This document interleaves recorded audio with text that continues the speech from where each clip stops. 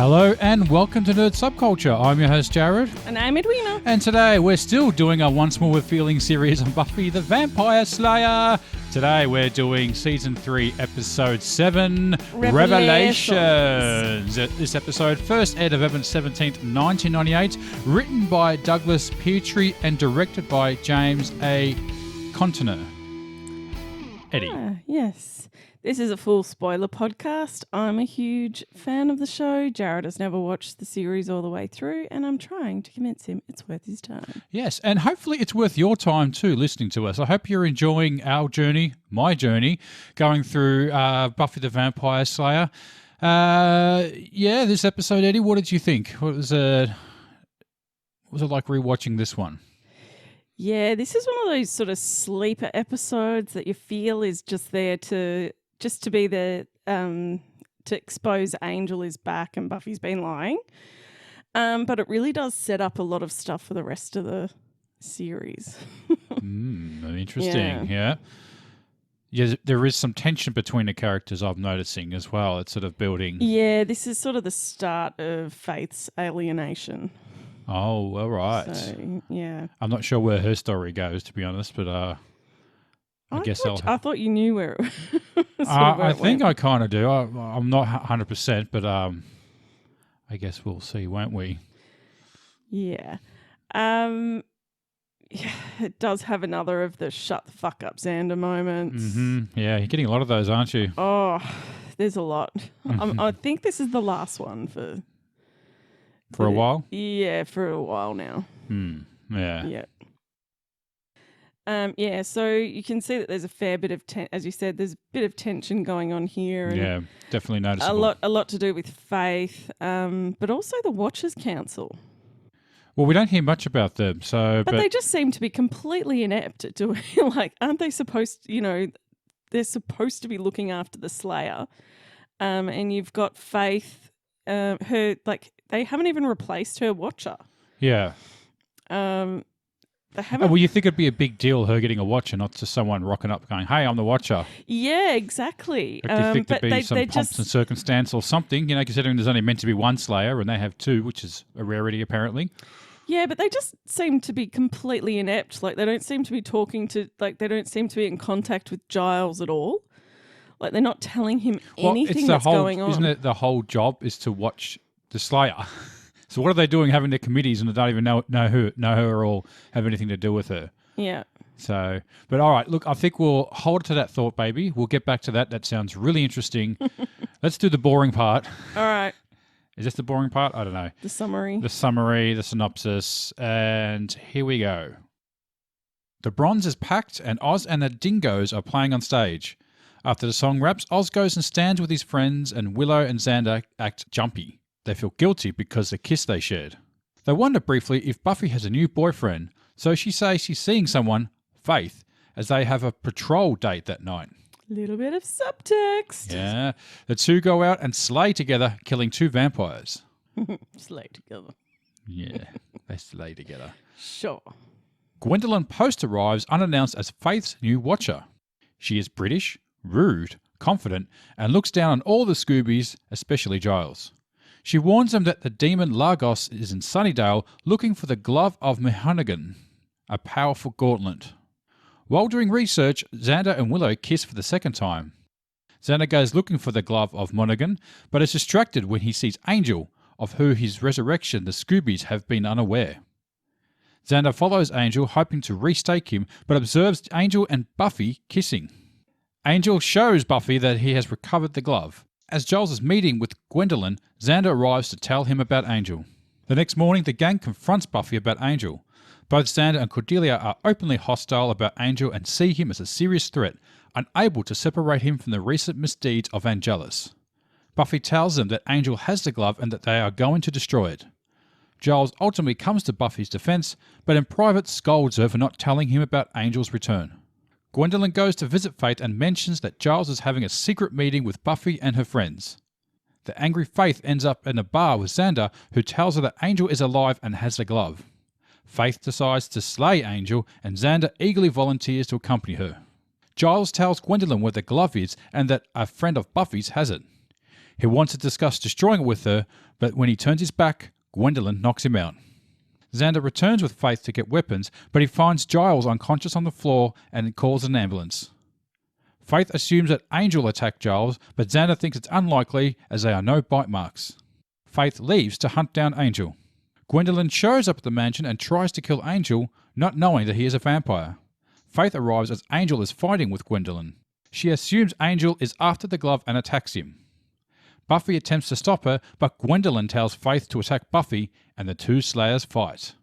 Having successfully distracted the Slayers and enlisted the help of Xander and Willow, Gwendolyn puts on the glove and tests its power to manipulate lightning. The gang now realise who the real enemy is and unite against her. Faith draws her fire, which allows Buffy to throw a piece of glass to sever her gloved arm, leading to Gwendolyn's death by electrocution when the next bolt of lightning strikes. Buffy and her friends reconcile and they are willing to forgive Angel for everything. Giles finds out Gwendolyn was kicked out of the Watchers' Council and went rogue. Buffy goes to Faith's motel room, but Faith has decided not to trust anyone after Post's betrayal. The end. Yes. So that was it, Eddie. So what have you got for us tonight? Yeah. So what do you want to talk about first? Because do you want to talk about Gwendolyn? Yeah.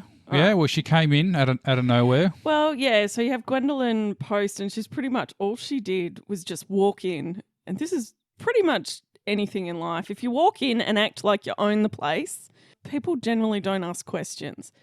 So she pretty much comes in, threatens Giles's situation within the Watchers' Council. Mm-hmm. And yeah, just comes in pretty much bagging absolutely everything. And they're all like, oh yeah, well, she definitely must be for real. You psychopathic bitch. Yeah, she's really calculating and manipulative. Yeah, everything she does, she has something for she's got some sort of agenda. But it's done very subtly. Like, well, even the bringing her own tea. Giles offers her tea, and she takes out his tea bag from the cup and puts her own in. The worst part about that is that there is a teapot sitting there as well. Like, yeah, he's brewing some tea, but she brings her own. No, but why was he doing it with tea bags when there's a teapot sitting there? Like. Also, maybe he was sort of giving it to her. Like, I'm not giving you the good stuff. You're getting the crappy bags. Oh, checkmate. I brought my own bags. Yeah. What do you call those little tea? It's not a tea bag. It's like a little tea strainer thing that you put your. Oh, loose... yeah. Very posh. Very posh, yes. Yes, and she always has her little her pearls and very prim and proper. And she had the shirt over her. She's wearing a shirt over the top without the arms in the sleeves as well. Yeah. Did you notice that? Yeah. Yeah, so very, very prim and sort of standing there with her arms inside her shirt, not on. Yeah. It's this prim and proper thing that the Watchers' Council do that just doesn't really work. Well, going back to what we were saying a few moments ago about them being the Watchers of the Slayer and having absolutely nothing to do with her, and not even in the picture. So what the hell are they doing? Yeah, so what are you actually doing? The Watchers, but, the Slayer only needs one Watcher. Yes, but shouldn't they at least be checking in with that one Watcher? Well, you think they'd have direct contact with her? Like, didn't he? Like, Giles should know everything that's going on. He should have known about Kendra. Mm-hmm. Yeah. He should have known about Faith. Yeah. And then they just both rock up to Sunnydale like, hey, B. Alligator's this big. Yeah, and Giles is just like, whoa, I don't know what's going on. Like, Giles just gets told absolutely nothing. Like, you tell me. Yeah, you'd think they'd have a better system. Well, why not? Why are they even set up in another country? Shouldn't they be where the Hellmouth is? Isn't it the center of everything? Not really, but it's just where Buffy is. Yeah. Or it's been manipulated that's where Buffy is. But, Faith is there. She's living in a crappy hotel, a motel. Crappy motel room. 15-year-old. Yeah. By herself. She's easily manipulated by Gwendolyn because she's obviously she's lonely and been mistreated her whole life. Yeah. So it's very easy to get on and someone side. that powerful, you think you'd want to keep tabs on and make sure they're because you are meant to be supporting them. So why aren't they supporting it? I mean, I'm sure they've got their nice castle where they meet every night for their weekly watch. But all meetings. but all they seem to be doing is sitting around drinking tea. Yeah. And not actually doing anything. Anyway.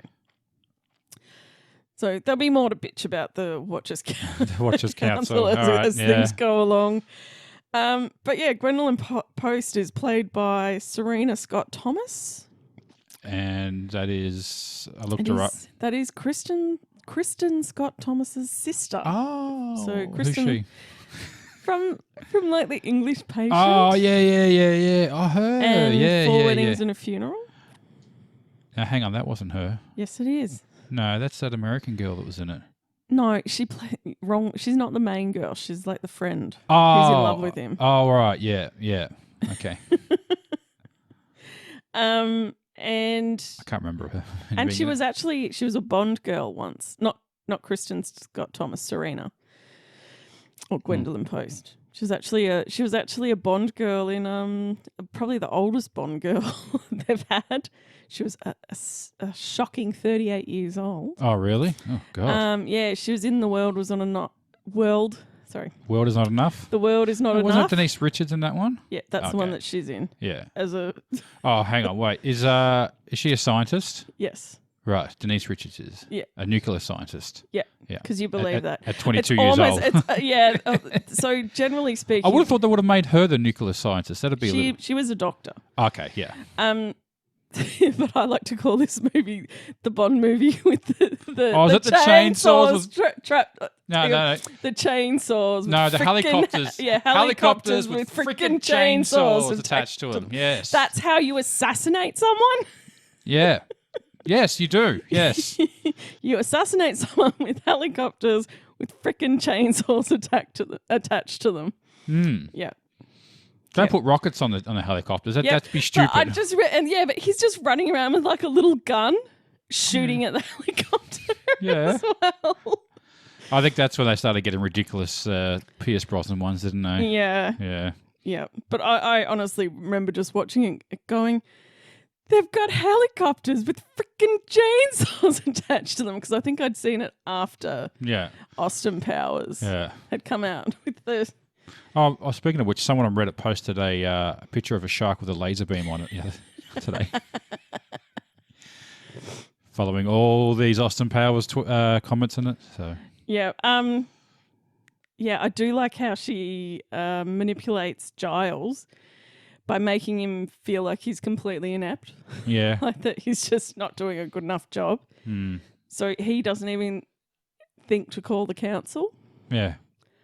Because she's done that thing where she acts like she belongs there. Yeah, she owns a place. It's a classic con man's move, isn't it? Walking like you own a place, and everyone will back off and think, oh, well, they know what they're doing, and never question anything. Yeah, yeah, but it is also that thing with the way that the Watchers Council view the Slayers. Perhaps is that they are disposable. They're not really worth anything. Wow, that's harsh. Yeah, that's pretty harsh. Yeah.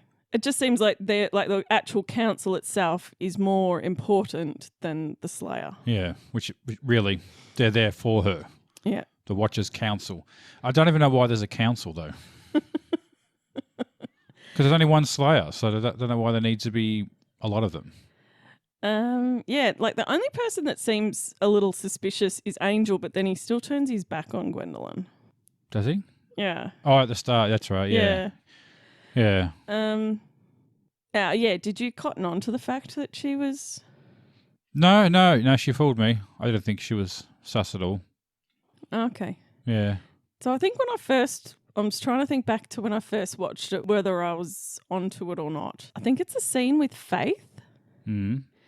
And you see her kind of very, very, very subtly. I'll say that they're all having a meeting without you. Yeah. Giles in these little secret isolating meetings. her a bit, yeah. To make it was so subtle that it was just it was just that tiny little spark to cause a rift. Yeah. Yeah. Like it was so small. I did notice that. I thought, that was a bit, Yeah. And I was sort of like, bit odd, yeah. That's not quite right. But you play it off like, oh, I thought you knew, I accidentally said it, Yeah. Very manipulative. You are disgusting. What do you call it? Passive aggressive Yeah. move. All right, I'll move on to the to the next talking point. Buffy and the intervention. Yeah. Besides the fact that I hate intervention scenes, and I honestly think that interventions probably do more harm than good. Yeah. Because pretty much the first thing that happens when you confront someone like that is walls go up immediately. They get on the defensive. Yeah, as you would, you kind of feel like you're been attacked pretty much. Well, yeah, you basically are, but it's confronting everyone. But it should be done as a last resort. They haven't even taught like I have a feeling that if it had been Willow who had seen it, that whole scene would have gone down completely differently, because Willow would have confronted her straight away, not gone to Giles. Yeah. Or Xander. She would have gone directly to Buffy and going, "Hey, what's going on?" Yeah, probably, yeah. The fact that Xander goes to Giles instead of going to Buffy first, it just irks me, because he's such a self-righteous little prick in this episode. When he is also in the midst of cheating on his girlfriend. Yeah. Yeah. Is that going to go on for much longer? I can't say. Yeah. I'm not liking that plot thread.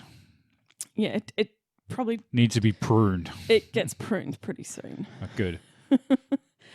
Yeah, and I just I hate it. But yeah, within that scene of them all attacking Buffy, they're not differentiating between Angel and Angelus. Yeah, that seems to be a common thing with this, isn't it? They just see that as the same entity, even though they quite clearly know they're two different people. And yeah, and they know he has a soul, and they're still going on. He's a killer. And Xander manipulates Faith to going after Angel. Yeah, but with the curse and all that stuff, is he still able to lose his soul again like he did last time? So he actually is, if he has a moment of happiness, going to lose it again. Yes. Okay, so maybe there is reason to be concerned, because if he can turn again, then, Yeah, but the way that they explain it, a true moment of happiness is very, very difficult to come by. Like, it's not... Well, it came by pretty easy last time. We just had sex. What if he sees like the new Star Wars trailer or something, or the remake of Interview with the Vampire? Like, oh my God. They're not really quite clear of what that really means, a true moment of happiness. Well, I think it does come down to him having sex. Okay, so he just they can't have sex then. Is that what it is? Yeah, but I don't know. They do explore this further in Angel, the TV series. All right, so he's still... See, that's the thing. Maybe I was kind of thinking, as you are, that he's being a real prick about this. But if he's still a threat of turning back to Angelus, then that is a concern. Is it right? I don't think it actually is their concern, to be honest. No, is a concern. Though. It's a concern. Not theirs. Yeah. So, maybe he's kind of got a point. You think? But not to go out killing, like... Well, do you risk it or not? I mean, is it... When he was bad, he was pretty bad. Yeah. I mean, he almost destroyed the world. I mean, that's bad, isn't it? Yeah. Yeah, so there is you got a possible nuclear bomb sitting there that could go off if we do the wrong thing. Yeah, but you've got to get the codes first. Yes, but still, it's... You can't just set it off by going up to it and slapping it. Well, you slap it a few times, maybe it might go off. You need the fucking codes. Well, Buffy had the codes. I mean, maybe someone else, maybe Faith could give him a code as well. I mean, that also comes up in future episodes. So yeah, it is that thing. As I said, a moment of true happiness is meant to be quite rare. Is what they're trying to. I know. Yes, but I'm still say. Okay. Well, I'm still maybe on this. I mean, it was quite nasty how that whole scene went about. But yeah, I think maybe they may still have a point though. So, we're moving on. Okay, no, but it is the fact that they don't see the difference between them. But that No, it they wasn't. don't. No, they don't seem to. But they still keep saying it's him that Also, did it. they are not willing. They're also all saying that they are not willing to forgive him for what he did as Angelus. Yeah, but it was pretty bad though. So I'm not saying it wasn't pretty bad. yeah, it'd be hard. I mean, even Giles to come back from that. I mean, I imagine he'd be the one Well, who's you'd think- least forgiving out of Yeah. all of them. Yeah, exactly. So, But it's Xander who really, you know, when you think about it, nothing. he's got ulterior motives in his pursuit of Buffy that he doesn't want. Or even though he's with someone else, he's got that possession like he kind of owes her a little bit. I think that's sort of in there. It's still a little hangover from the earlier seasons. that sort of alpha thing that, no, she's mine, you know? Yeah. Sort of thing rattling around in his brain a little bit there, I believe. Yeah. Yeah. But he's also still stuck on the, I always hated Angel. I was right. I was right. You're wrong. Yeah, I told you so. You're an idiot. Yeah. Yeah. You idiot! And he has been pretty terrible about the whole situation. Yeah. And recently. He's not getting better. He isn't getting any better. Nope. But yeah, I just didn't like the way that they went about it. Yeah. And Buffy didn't really get to explain why she, like, the whole reason that she lied was because she was scared that they were going to kill him and do exactly what they did. Yeah. So what were they angry about? Were they angry about whether she kept the? Was it? I think the lie. Because she was lying, or was it because they're not going to forgive the fact that Angel is back? I honestly believe I don't think she really knew what to do. It's just sort of thrown on her, and she was sort of buying time to figure out how the hell I'm going to explain this. Yeah. How this is happening. How did this happen? Well, she doesn't know how it happened, but it's how to explain that it did happen and what to do with him. And then maybe she didn't want to really. She probably knew in the back of her mind what they wanted to do, what they would want to do, and didn't really want to face that as well. So that sort of revelation of that, maybe. Was that the revelations? Well, yeah. Yeah. You leading into that? Yeah. No, not really. I was going to lead into Buffy killing Gwendolyn. Mm-hmm. That magic piece of glass. The ninja star glass. Yeah. Well, because I didn't know that glass could cut through bone. Yeah. Yeah. There's like no blood as well. Shouldn't that cut the shit out of them if it's that sharp? Yeah. Considering they smashed through it. Like, yeah, I'd like to see someone cut through bone with glass. By throwing it. But on that, I did read, it was like a fact that it's the first human that Buffy kills. But I think that's a wrong fact. Well, she didn't really kill her though. Well, but she just charged up the glove type thing.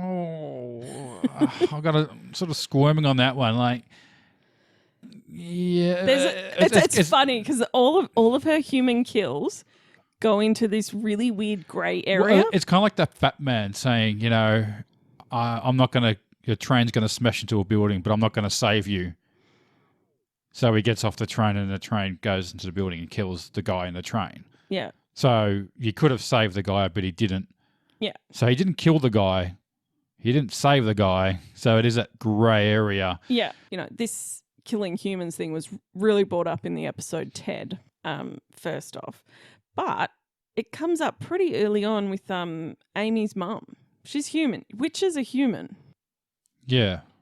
And they've trapped her in a very cruel, torturous situation. Yeah. So they sort of killed her.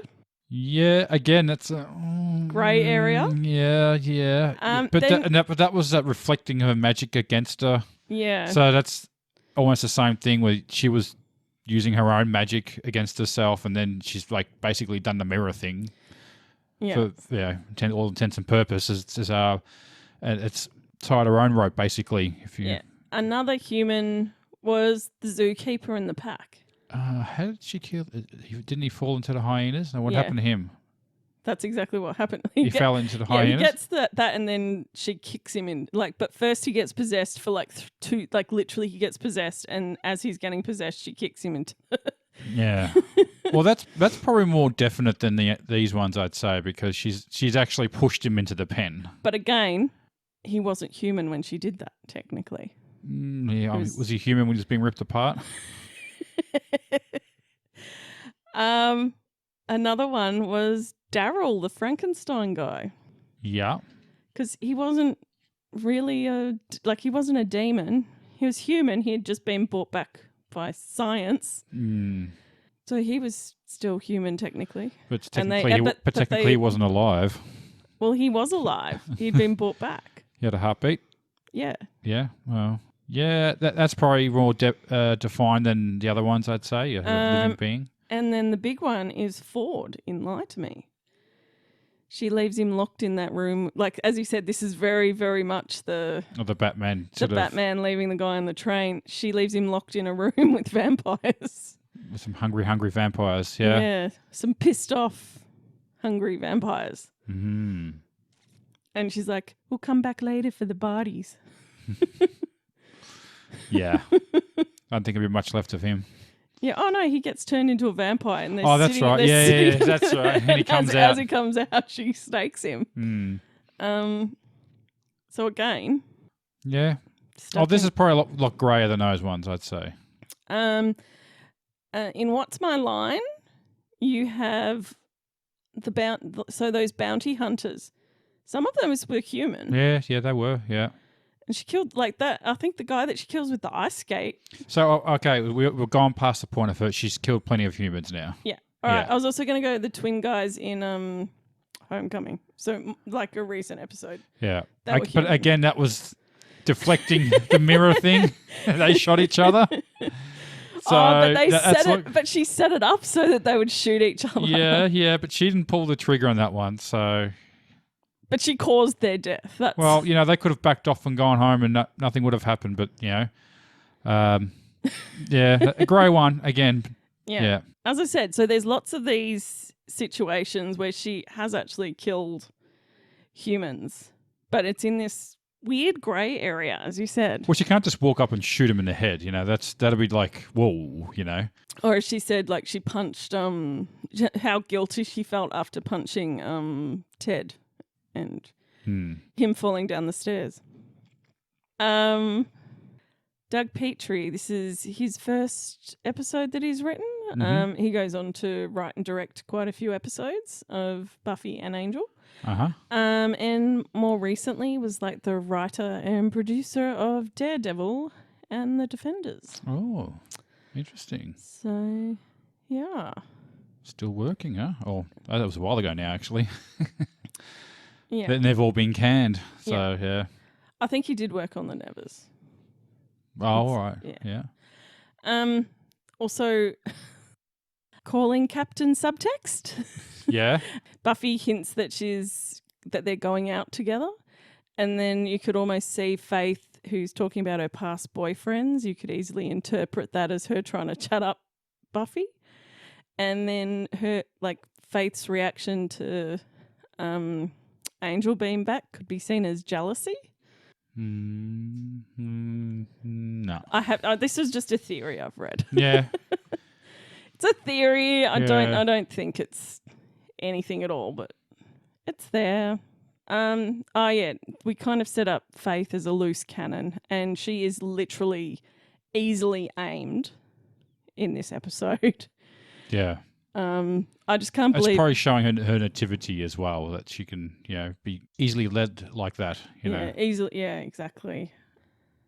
Did you go down any rabbit holes? Not really, but it was funny. I just watched a YouTube episode the other day about concussions and knockouts.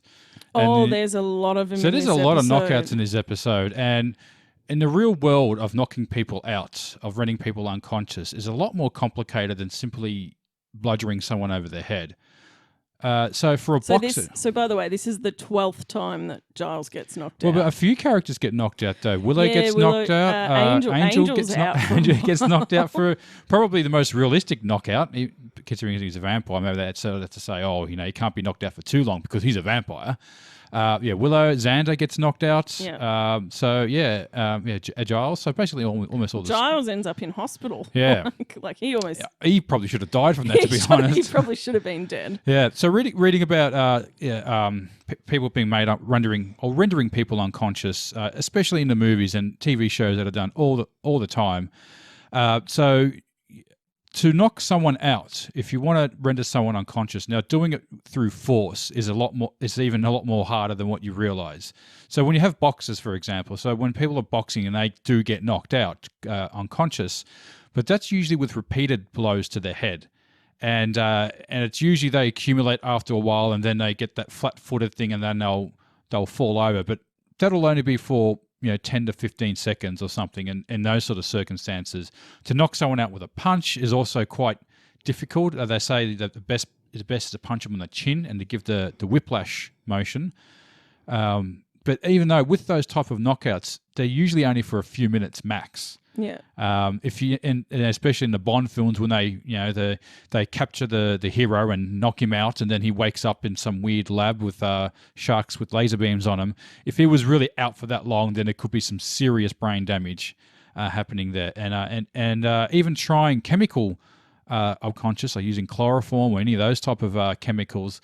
You also have that one where they inhale a rag and then lights out and they're out for a long time. That is also a complete myth as well. Like you have to inhale that concentrated for up to half an hour sometimes to render someone unconscious. So seeing it in this episode and just it's just such a trope and such a plot device that is used so often, but it's just so misguided. Any type of head trauma like that, like Giles probably would have some serious head trauma when brain degeneration. Yes. Yeah. Also, something else I just wanted to mention, just as a little side note as well. Just reading about this episode, and there was a few little goofs that people had mentioned online, and they were just. I hate those. Some were just really silly. Someone mentioned that you can see a mic boom in it. I'm like, oh, okay, that's always kind of funny seeing a mic boom. And there was a scene where Buffy fights and it's literally Faith. a split second. I had to watch it numerous times to try to even see it, and it's just a little blip, just as when Buffy says, hey, let's stop fighting. You won't even notice it. I don't even know if it is a mic boom. I don't think it is. I think it's just like a little lighting effect or something that just sort of splits in the screen. And I don't know. I would have said more about the fact that the stunt double that does Faith, the wig is the wrong colour. Like it's too light. Yeah. And also there was someone mentioned that the glove, when they show the glove, it's a left-handed glove, but she puts it on the right hand. And looking at all the pictures, although it's sort of flipped upside down, you can quite clearly see that the knuckles are kind of inverted, where it's sort of pushed up because it's on a cloth. That it looks like it might be a left hand, but it's quite clearly a right-hand glove. Yeah. It's amazing what people pick up on, but also just be so insignificant. Because the one thing I did notice when I was watching it, and I think it was a scene where Faith was fighting the guy, the Logos guy. Yeah. You can see a stagehand standing in the background, like moving. And it was actually distracting because I thought, oh, is there someone else there? And that was pretty noticeable. Because that's in the widescreen version. In the actual version that aired on TV, they would have been cut out. Oh, I don't have to check that. Possibly, you could be right there. Yeah, but I definitely noticed that. And I'm like, oh, what's that guy doing there? Yeah, you're like, what's going on in the background there? Yeah. And that was one of those things where it wasn't a split second. It was there for... Yeah, you could see. You could see it the whole time. He was like moving a prop around or something. Like come back with the coffees. He's like in the background doing the gardening or something. He's like fixing some plants or something. Maybe it's Jean's guy from The Mandalorian. So that's all I had on that, baby. Yeah. We moving on to question time? Yeah. Oh, yeah, so you hadn't seen this episode? No, still haven't seen this one. Yeah. And as I mentioned last week, if you've been listening to us, it really is worth watching Buffy again, I think. With the HD versions of widescreen, you can see a lot more, even a stagehand in the background. extra stuff you wouldn't have seen the first release. So let's get into question time, baby.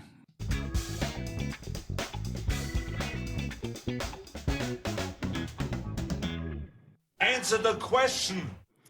Let's do it. Okay. Which character was your favourite? Well, I think you've... I gotta have faith. I gotta have faith. Because I gotta have faith. I got to have faith. Yeah. Okay. Yeah, she gets really beaten. Like at that end scene, her face looks really swollen. I got to say, the makeup was done really well. It actually looked like her face was swollen. Like, I don't know how they did that. I know you can do makeup and stuff, but it actually looked like the way she was talking, like her mouth was like, oh, like that when she was... Yeah, I kind of like Faith. She went through a bit of a journey in this episode, I think. Yeah, I'll go with Faith. Which character did you love to hate in this episode? Anyone who brings their own tea. Gwendolyn Post. Gwendolyn Post, yes. I will go a close second for Xander being a self-righteous tool. Mm-hmm, yeah. But he likes to do that quite often. Well, that's his thing. Yeah. That's his thing, being a self-righteous tool. What was the most memorable fight scene?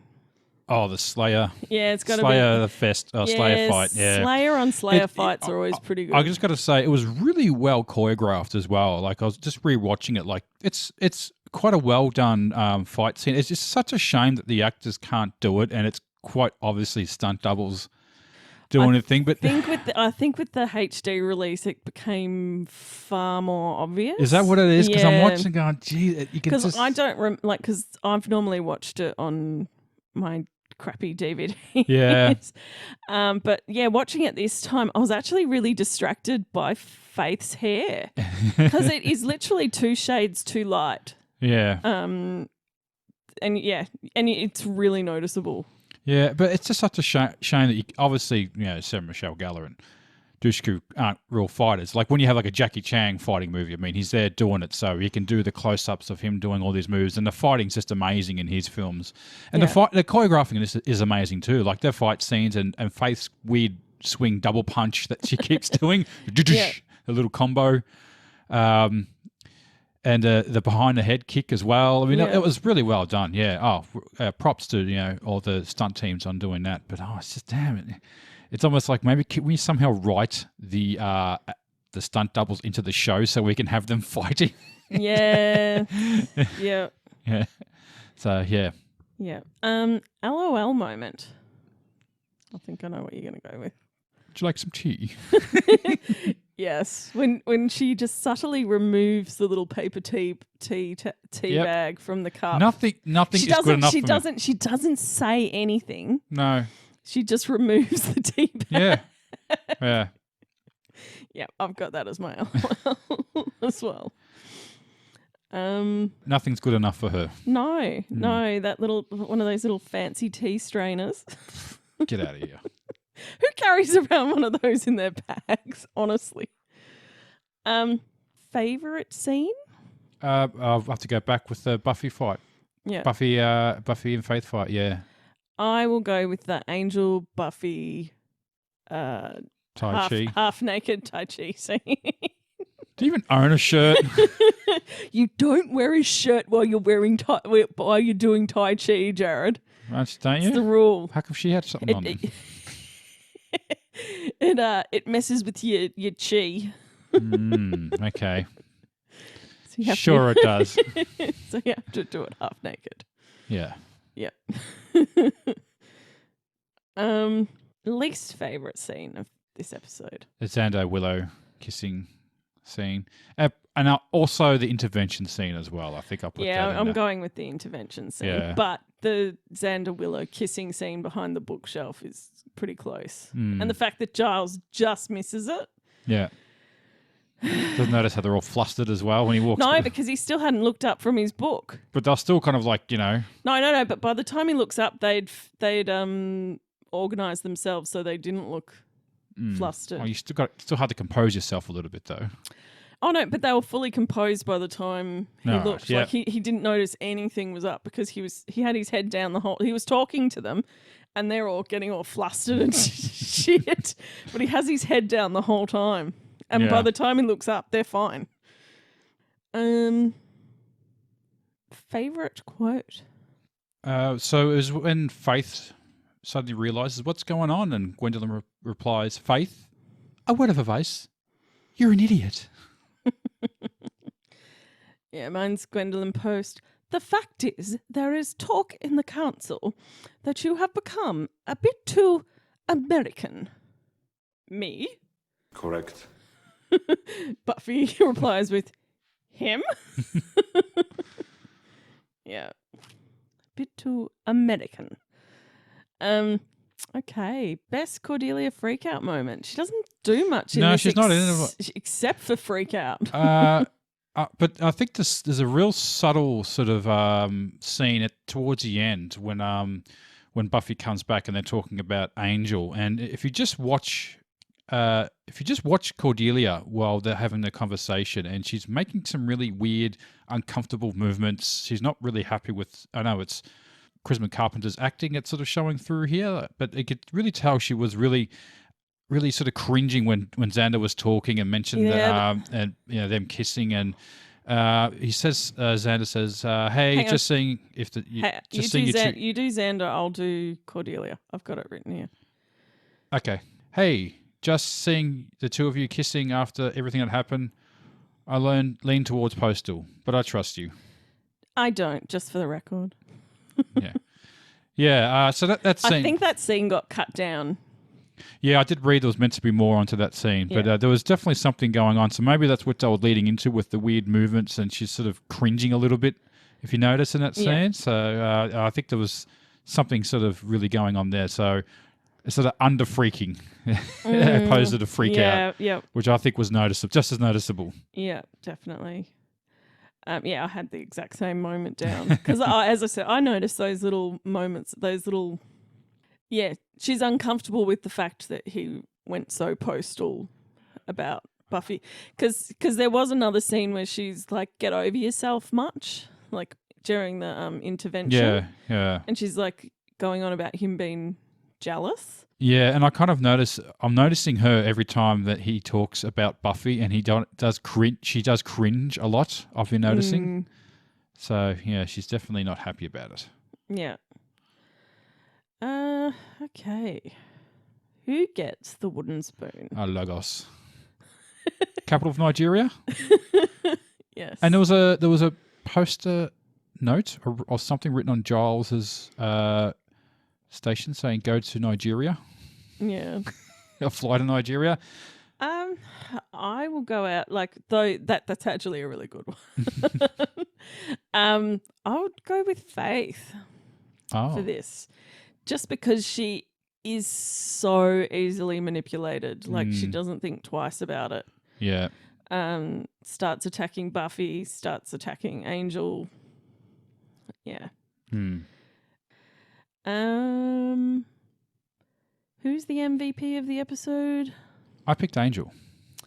Yeah, he seemed to know where the fucking glove was. Yeah, where did he know where that glove was? He just Like, why didn't he go get that glove sooner? because the episode hadn't happened yet. Yeah, he seemed to know straight away where it was without any research. The He's glove. like, Yeah, it's over there. She was speaking Gaelic, by the way, so maybe that's why he knows about it. Because what she was saying was Maybe, actually yeah. in Gaelic. yeah, So precious or something precious fire is what she was saying. okay, Yeah. yeah. So maybe alright. that ties into him, possibly. Probably not, but No. I think it was just he knew who. Had to get him in the episode somehow. I think he knew where the glove. He must have known where it was, but the closet of goodies he's got might come up later. Yeah. No explanation as to why he has it.